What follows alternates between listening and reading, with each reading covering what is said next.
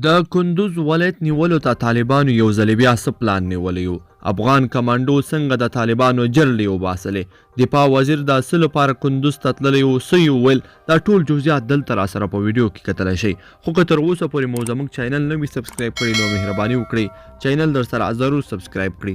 درنو لیدونکو السلام علیکم. د افغانستان د دفاع وزیر اسدالله خالد چې پر کندوز ولایت د طالبانو تر برید وروسته هلته تللی وایي چې افغان امنیتي ساتونکو د هیواد او خاورې د ساتلو توان لري او په هیڅ صورت کې دښمن نشي بریالي کېدلی. نوموړی وایي چې تیره شپه افغان امنیتي ساتونکو په کندوز کې طالبانو ته سخت غاښ ماتونکی ځواب ورکړی، تر 500 زیات یې وژلي او لسګونه نور یې ټپیان کړي دي.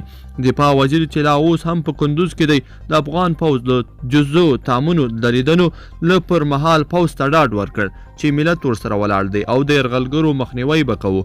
پر کندوز ښار تیره شپه وسلوالو طالبانو یرغل وکړ خو برید یې خنثی شو. په دغه برید کې 8 افغان امنیتي ساتونکي هم شهیدان شوي دي. د افغانستان د دفاع وزیر اسدالله خالد خبریال ویبپاڼې ته وویل چې اوس په کندوز کې حالت نورمال دی او هیڅ ستونزه هم نه ده پیښه شوې. هغه وایي چې د طالبانو د جګړې په ډګر کې پاتې شوي مړي به د ځایي سپینګیرو او مشرانو په مټ د طالبانو کورنیو ته وسپاري. اسدالله خالد یو ځل بیا طالبان وننګول چې په پردو په غوښتنه هیواد نه ړنګوي او د هیواد د ړنګولو مخنیوی به افغان امنیتي ساتونکي کوي.